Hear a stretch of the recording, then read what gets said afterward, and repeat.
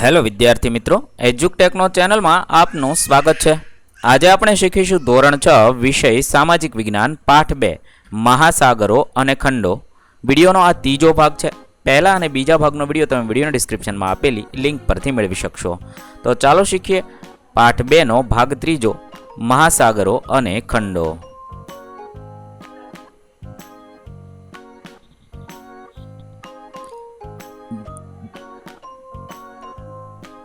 ત્રીજા ભાગમાં હવે જોઈશું ખંડ વિશે।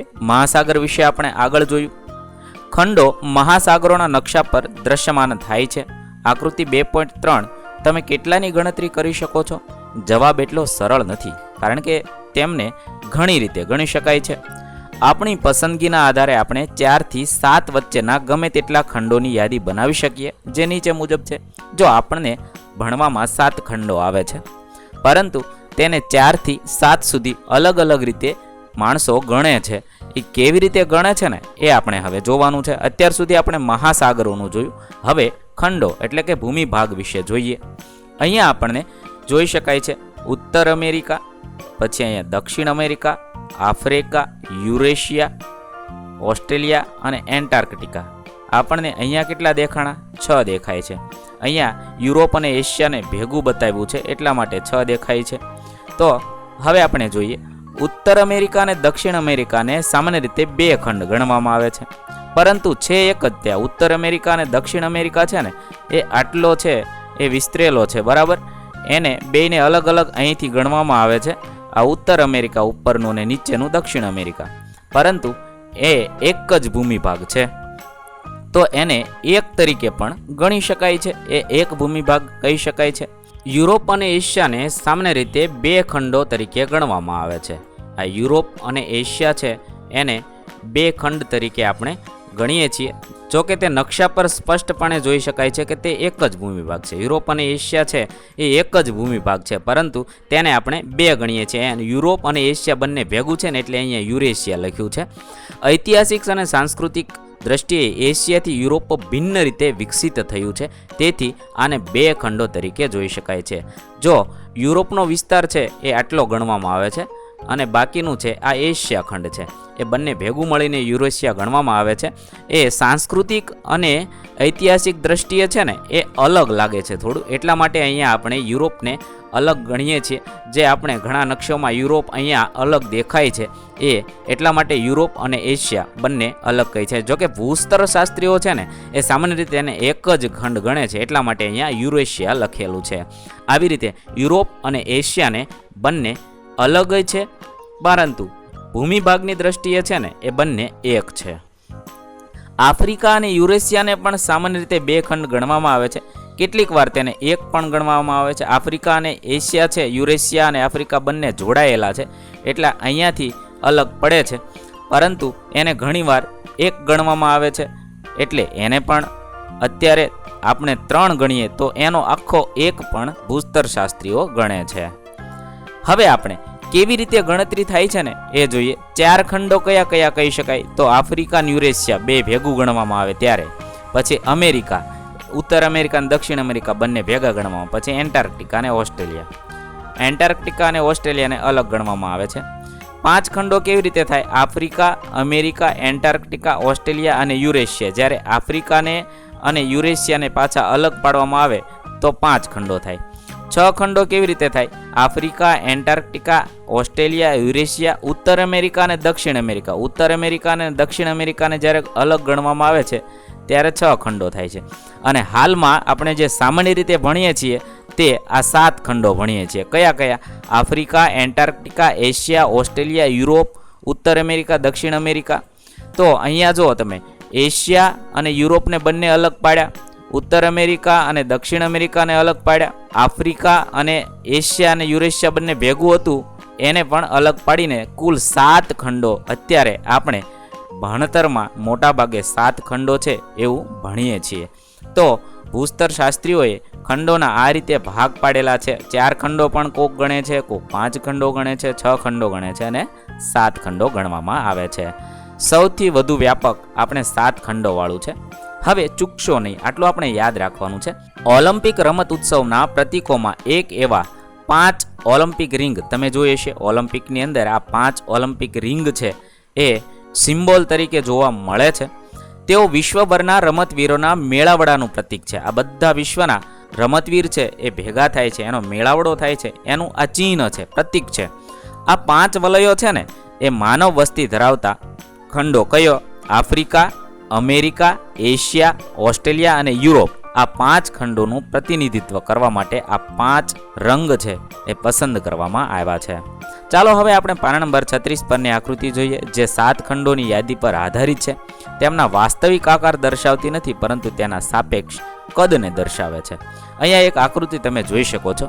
એ વાસ્તવિક આકાર નથી, પણ એનું કદ, એટલે કે કેવડો મોટો છે, કેવડો નાનો છે. આ ખાના ગણી અને આપણે કહી શકીએ તો સૌથી મોટો ખંડ તમને કયો દેખાય છે? એશિયા સૌથી મોટો દેખાય છે, પછી આફ્રિકા દેખાય છે. આવી રીતે તમે કયો નાનો ખંડ છે ને કયો મોટો ખંડ છે તે જાણી શકો છો. હવે તેના આધારે આપણે શોધીએ. પહેલું તો ચોરસની સંખ્યા ગણી સૌથી મોટા ખંડ અને સૌથી નાના ખંડનું નામ આપો. તો અહીંયા એશિયાના 44 ચોરસ થાય છે, એટલે સૌથી મોટો કહી શકાય. અને સૌથી ઓછા છે ઓસ્ટ્રેલિયાના, એટલે સૌથી નાનો કહી શકાય. તો સૌથી મોટો એશિયા છે અને સૌથી નાનો ઓસ્ટ્રેલિયા ખંડ છે. આગળ જોઈએ, બીજો પ્રશ્ન છે, આપેલ યાદીમાં કયો ખંડ મોટો છે? ઉત્તર અમેરિકા, દક્ષિણ અમેરિકા, આફ્રિકા કે ઉત્તર અમેરિકા, એન્ટાર્કટિકા કે ઓસ્ટ્રેલિયા? અહીંયા ઘણા બધા પ્રશ્ન એક સાથે પૂછ્યા છે. કયો ખંડ મોટો છે? ઉત્તર અમેરિકા કે દક્ષિણ અમેરિકા? તો ઉત્તર અમેરિકા 10 ચોરસ છે અને દક્ષિણ અમેરિકા 18 ચોરસ છે. તો કયો મોટો કહેવાય? દક્ષિણ અમેરિકા મોટો છે, એટલે પહેલાનો જવાબ તો એ થશે. બીજો પ્રશ્ન એ છે, આફ્રિકા કે ઉત્તર અમેરિકા? અહીંયા હવે સરખામણી આફ્રિકાની અને ઉત્તર અમેરિકાની કરવાની છે. તો એની અંદર પાછો આફ્રિકા મોટો થશે, એટલે બીજાનો જવાબ થશે 30. આફ્રિકાના ચોરસ છે અને ઉત્તર અમેરિકાના 18 ચોરસ છે, એટલે આફ્રિકા મોટો થશે. ત્રીજો છે, એન્ટાર્કટિકા કે ઓસ્ટ્રેલિયા? એ બેની સરખામણી કરવાની. ઓસ્ટ્રેલિયા અહીં છે, એન્ટાર્કટિકા અહીંયા છે. એન્ટાર્કટિકાના 13 ચોરસ છે, ઓસ્ટ્રેલિયાના 8 ચોરસ છે. તો એની અંદર પણ ઓસ્ટ્રેલિયા નાનો થશે અને એન્ટાર્કટિકા મોટો થશે. તો આ રીતે કયા ખંડ મોટા છે તે આપણે ગણવાના છે. હવે જોઈએ આગળ, યુરોપ અને એશિયા ખંડ માટે એક જ રંગ આકૃતિમાં પૂરો અને તેને યુરેશિયા ખંડ એવું નામ આપ્યા બાદ તેની સરખામણી દક્ષિણ અમેરિકા ખંડના કદ સાથે કરવાની છે. આ યુરોપ અને એશિયા છે ને એને એક ગણ નાખવાનો છે. આ બધાને આખાને એક ગણવાનો છે અને એને આપણે શેની હારે? દક્ષિણ અમેરિકા હારે સરખામણી કરવાની છે. જો યુરોપ અને એશિયા, યુરોપના 10 ચોરસ અને એશિયાના 44 ચોરસ ના ભેગા કરવામાં આવે ને તો યુરેશિયા કુલ કેટલા ચોરસ થઈ જાય? 54 ચોરસ થઈ જશે. આ 44 અને 10 એ 54 બની જાય. તેની સરખામણી આપણે દક્ષિણ અમેરિકા સાથે કરવાની છે. તેની અંદર કેટલા છે? 18 ચોરસ છે. તો એ ઘણો નાનો લાગે છે. યુરેશિયા એ દક્ષિણ અમેરિકા કરતાં લગભગ 3 ગણો મોટો છે. 18 તેરી 54, એટલે કે 3 ગણો મોટો છે એમ કહી શકાય. આગળ જોઈએ, નાના ખંડથી શરૂ કરી મોટા ખંડની યાદી ક્રમમાં બનાવવાની છે.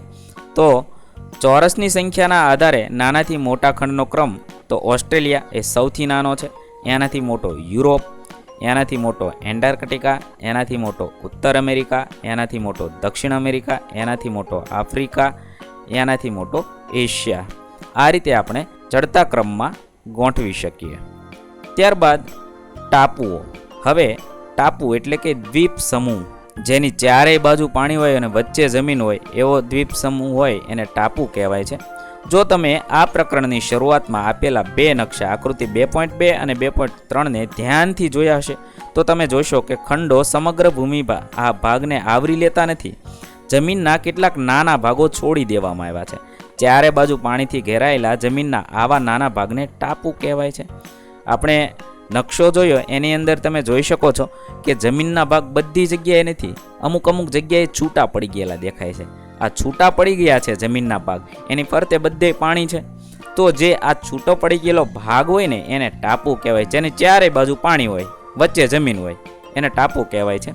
ખંડો પણ ચારે બાજુ પાણીથી ઘેરાયેલા છે, પરંતુ તેમના મોટા કદના કારણે તેને ટાપુ કહેવાતા નથી. ખંડોની ચારે બાજુ પણ પાણી છે, પણ એનું કદ કેવું છે? બહુ મોટું છે, વિશાળ છે, એટલા માટે એને ખંડ કહેવાય છે, એટલે એને ટાપુ નથી કહેવાતા. પૃથ્વી પર વિવિધ કદના લાખો ટાપુ આવેલા છે. કેવા છે? લાખો ટાપુ. આપણને એમ થાય કે કેટલાક ટાપુ હશે, પરંતુ આવા લાખો ટાપુ છે. અહીંયા તમે જોઈ શકો છો પૃથ્વીની અંદર આ નકશો દેખાય છે, એની અંદર આ છૂટો પડેલો ભાગ છે એને ટાપુ કહેવાય. અહીંયા છૂટો પડી ગયેલો ભાગ છે એને ટાપુ કહેવાય. આ બધા છે એને ટાપુઓ કહેવાય. અહીંયા આપણા ભારતમાં પણ આ અંદામાન નિકોબાર અને લક્ષદ્વીપ ટાપુઓ આવેલા છે. એ છૂટા પડી ગયેલા ભાગને ટાપુઓ કહેવાય છે. ગ્રીનલેન્ડ એ વિશ્વનો સૌથી મોટો ટાપુ છે. અહીંયા ગ્રીનલેન્ડ તમે જોઈ શકો છો, એ વિશ્વનો સૌથી મોટો ટાપુ છે. તેને પૃથ્વીના ગોળા પર અથવા નકશા પર શોધો તો અહીંયા તમે જોઈ શકો છો. તેના કદને સમજવા માટે તમારે ભારતના 10 સૌથી મોટા રાજ્યના વિસ્તારો ઉમેરવા પડશે. ભારતના 10થી મોટા વિસ્તારો છે એ ઉમેરીએ ત્યારે એ ટાપુ બને છે. ભારતમાં 1300થી વધુ નાના ટાપુઓ આવેલા છે. ભારતની અંદર લક્ષદ્વીપ ટાપુ સમૂહ અહીંયા આવેલો છે અને અંદામાન નિકોબાર ટાપુ અહીંયા, તો 1300થી વધુ ટાપુ ભારતની અંદર જ છે. તેમાં 2 મુખ્ય જૂથનો સમાવેશ થાય છે. બંગાળના ઉપસાગરમાં અંદામાન નિકોબાર, જે મેં અહીંયા દર્શાવ્યું, અને અરબી સમુદ્રમાં લક્ષદ્વીપ ટાપુઓ, જે અહીંયા દર્શાવવામાં આવેલા છે. એ ભારતના ટાપુઓ છે. 1981થી ભારતીય અને એન્ટાર્કટિકા કાર્યક્રમ હેઠળ એન્ટાર્કટિકામાં સંશોધન ચાલે છે. તે ખૂબ જ ઠંડી અને કઠોર આબોહવા ધરાવતો ખંડ છે. એન્ટાર્કટિકા અહીંયા તમે જોઈ શકો છો. એન્ટાર્કટિકા ખંડ ખૂબ જ ઠંડી અને કઠોર આબોહવા ધરાવતો દેશ છે. તે કાર્યક્રમની અંદર ભારતીય એન્ટાર્કટિકા કાર્યક્રમ એને કહેવાય છે. ત્યાં સંશોધન ચાલી રહ્યું છે. તે બરફથી ઢંકાયેલો છે અને બરફથી બનેલો છે. આખો વિસ્તાર અહીંયા સફેદ જે દેખાય છે ને, એ બરફથી ઢંકાયેલો વિસ્તાર છે. 1983માં ભારતે એન્ટાર્કટિકામાં દક્ષિણ ગંગોત્રી નામનું પહેલું વૈજ્ઞાનિક બેઝ સ્ટેશન સ્થાપ્યું. ભારતે પહેલું છે 1983ની અંદર ગંગોત્રી એને નામ આપ્યું છે. બેઝ સ્ટેશન એટલે ત્યાંથી સંશોધન કરવા માટેનું કેન્દ્ર, એને બેઝ સ્ટેશન કહ્યું. બાદમાં વધુ 2 મથકો સ્થાપવામાં આવ્યા છે. એના પછી પણ બીજા 2 સ્થાપવામાં આવ્યા છે. ભારતીય વૈજ્ઞાનિકોની લગભગ 40 ટીમોએ સુદૂર પ્રદેશમાં ખાસ કરીને આબોહવા અને પર્યાવરણની ઉત્ક્રાંતિ પર સંશોધન કર્યા છે. વૈજ્ઞાનિકો જ્યાં રહે છે તે વસાવતમાં એક પુસ્તકાલય અને પોસ્ટ ઓફિસ પણ છે. બોલો, અહીંયા પણ એક પોસ્ટ ઓફિસ તૈયાર કરેલી છે. જ્યાં નિર્જન એટલે કે કોઈ લોકો રહેતા નથી એવો પ્રદેશ છે. ત્યાં વૈજ્ઞાનિકો રહે છે અને પર્યાવરણની ઉત્ક્રાંતિ અને એના ઉપર સંશોધનો કરી રહ્યા છે. ત્યાં પણ એમને પુસ્તકાલય અને પોસ્ટ ઓફિસ બનાવ્યું છે. હવે મહાસાગરો અને જીવન. મહાસાગર અને જીવન વિશે વાત કરીએ. મહાસાગરો અને ખંડો પર્યાવરણના મહત્વપૂર્ણ ભાગ છે અને આપણા જીવનમાં મોટા ભાગના પાસાને અસર કરે છે. પછી ભલે આપણે તેની નોંધ ન લઈએ. મહાસાગર અને ખંડો છે પર્યાવરણના ભાગ છે. તે આપણા જીવનની અંદર મોટા ભાગના પાસા, એટલે જીવનમાં દરેક જગ્યાએ આપણા જીવનને અસર કરતા હોય છે. આપણે ભલે એની નોંધ ન લેવી, પણ એ આપણને અસર કરતા છે. અગાઉ ઉલ્લેખ કર્યો તે મુજબ મહાસાગરોને લીધે ભૂમિખંડો પર વરસાદ થાય છે, જે સૌથી મોટો એડવાન્ટેજ છે આપણા માટે. ભારતમાં આપણે ખેતીલાયક જમીન સૌથી વધુ છે અને મોટાભાગના લોકો ખેતી ઉપર નિર્ભર કરે છે. તો વરસાદ ન આવે તો આપણું જીવન અસ્તવ્યસ્ત થઈ જાય, જીવન ચાલી જ ના શકે. તો વરસાદ છે એ મહાસાગરોને લીધે જ આવે છે, જે પૃથ્વીના જળચક્રનો એક ભાગ છે, જેનો તમે વિજ્ઞાનમાં વધુ અભ્યાસ કરશો. જળચક્ર કોને કહેવાય એ વિજ્ઞાનના પાઠ્યપુસ્તકમાં તમારા શિક્ષક શ્રી તમને જળચક્ર વિશે વધુ ડિટેલમાં સમજાવશે. દાખલા તરીકે મહાસાગરો વિના વરસાદ ન પડે તો પૃથ્વી રણ જેવી બની જાય. વરસાદ જ ન પડે તો પૃથ્વી ઉપર વનસ્પતિ જીવન ના શક્ય બને અને રણ પ્રદેશ જેવી બની જાય. વધુમાં વિશ્વનો અડધાથી વધુ ઓક્સિજન મહાસાગરોની વનસ્પતિ દ્વારા ઉત્પન્ન થાય છે. મહાસાગરોની વનસ્પતિ છે ને, એમાંથી પણ ઓક્સિજન ઉત્પન્ન થાય છે. તો એમ શું કીધું? અડધાથી વધુ. ઓહો, 50% કરતાં વધુ ઓક્સિજન તો મહાસાગરની અંદર વનસ્પતિ છે ને એના દ્વારા ઉત્પન્ન થાય છે. તેથી જ તેમને પૃથ્વીના ફેફસા કહેવાય છે. મહાસાગરોને પૃથ્વીના ફેફસા શા માટે કહ્યા છે? એ વનસ્પતિની અંદરથી ઓક્સિજન ઉત્પન્ન થાય છે, એટલા માટે વનસ્પતિ છે એને પૃથ્વીના ફેફસા કહ્યા છે. તેથી મહાસાગરો આબોહવાનું નિયમન કરવામાં અને પૃથ્વીની જીવસૃષ્ટિ ટકાવી રાખવામાં નિર્ણાયક ભૂમિકા ભજવે છે. આ મહાસાગરો છે પૃથ્વીની જીવસૃષ્ટિ ટકાવવામાં નિર્ણાયક ભૂમિકા ભજવે છે. મહાસાગરોએ માનવ સભ્યતા પર અન્ય ઘણી રીતે ઊંડી અસર કરી છે. શરૂઆતના સમયથી લોકો અન્ય પ્રદેશમાં સ્થળાંતર કરવા, તમામ પ્રકારની ચીજવસ્તુઓનો વેપાર કરવા, લશ્કરી કવાયતો હાથ ધરવા અને માછીમારી દ્વારા ખોરાક સ્ત્રોત તરીકે મહાસાગર અને સમુદ્રનો ઉપયોગ કરે છે. પહેલેથી જ લોકો શું કરવા? સ્થળાંતર કરવા, એક જગ્યાએથી બીજી જગ્યાએ જવા માટે મહાસાગરમાં બોટ દ્વારા કે સ્ટીમર દ્વારા જાય છે. ચીજ વસ્તુઓનો વેપાર કરવા, એક જગ્યાએથી બીજી જગ્યાએ ઝાઝી ચીજ વસ્તુઓ લઈ જવાની હોય તો શિપમાં જાય છે. લશ્કરી કવાયતો હાથ ધરવા અને માછીમારી દ્વારા ખોરાક મેળવવા, આ બધી જગ્યાએ મહાસાગરનો ઉપયોગ કરવામાં આવે છે. મહાસાગરોએ પણ સમગ્ર વિશ્વમાં દરિયાકાંઠાના લોકોની સંસ્કૃતિઓને પોષી છે. મહાસાગરોએ પણ દરિયાકાંઠાના લોકોને પોષા છે, એટલે કે એનું જીવન સુધાર્યું છે, એના જીવનમાં તે ઉપયોગી બન્યા છે અને એનું જીવન આગળ વધાર્યું છે. તેનામાં લગભગ તમામ સમુદ્ર પાસે સમુદ્ર, દરિયાઈ દેવી દેવતાઓ, દરિયાઈ રાક્ષસો અને સમુદ્રના ખજાના વિશેની વાર્તાઓ અને દંતકથાઓમાં મહાસાગરના જોખમો અને તેના આશીર્વાદની વાતો છે. તમામ સંસ્કૃતિઓ પાસે સમુદ્ર વિશે, સમુદ્રના દેવી દેવતાઓ વિશે, દરિયાઈ રાક્ષસો વિશે, સમુદ્રના ખજાના વિશે બધા જ લોકો પાસે વાર્તાઓ અઢળક પડી છે અને દંતકથાઓ જે આપણે લોકમુખેથી સાંભળેલી હોય એવી કથાઓ પણ મહાસાગરોમાં જોખમ વિશે અને તેના આશીર્વાદની વાતો વિશેની દંતકથાઓ પણ પ્રચલિત છે. હવે આગળ ચૂકશો નહીં. યુનાઇટેડ નેશન્સે આપણા રોજિંદા જીવનમાં મહાસાગરની મહત્વપૂર્ણ ભૂમિકાને યાદ રાખવા માટે 8 જૂનને વિશ્વ મહાસાગર દિવસ તરીકે જાહેર કર્યો છે. કોણે જાહેર કર્યો છે? યુનાઇટેડ નેશન્સે 8મી જૂન વિશ્વ મહાસાગર દિવસ તરીકે જાહેર કર્યો છે. કારણ કે મહાસાગરો ખોરાક, ઔષધિઓનો મુખ્ય સ્ત્રોત છે અને આપણા ગ્રહ પરના જૈવમંડળનો એક ભાગ છે. મહાસાગરો છે એ આપણા ગ્રહ પરના જૈવમંડળનો એક ભાગ છે જે પૃથ્વીના ફેફસા તરીકે કાર્ય કરે છે. એટલા માટે વિશ્વ મહાસાગર દિવસ 8 જૂનને જાહેર કરી અને ઉજવવામાં આવે છે. વૈજ્ઞાનિક અભ્યાસો દર્શાવે છે કે વધતી જતી માનવ દરિયાઈ પ્રવૃત્તિઓએ મહાસાગરોને પ્રદૂષિત કર્યા છે. અત્યારે માનવ પ્રવૃત્તિઓને કારણે ઘણી બધી એવી પ્રવૃત્તિઓ છે જેના કારણે મહાસાગરો પ્રદૂષિત થાય છે. ફેક્ટરીનું પાણી લોકો મહાસાગરોમાં છોડે છે. આવી રીતે ઘણી બધી પ્રક્રિયાઓ છે જેના કારણે મહાસાગરો આજે પ્રદૂષિત થયા છે.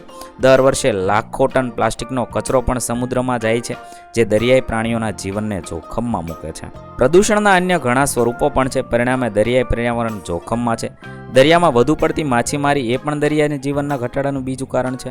વધારે પડતી માછીમારી લોકો કરે છે. પ્રદૂષણના કારણે અંદર જીવજંતુઓ નાશ પામે છે.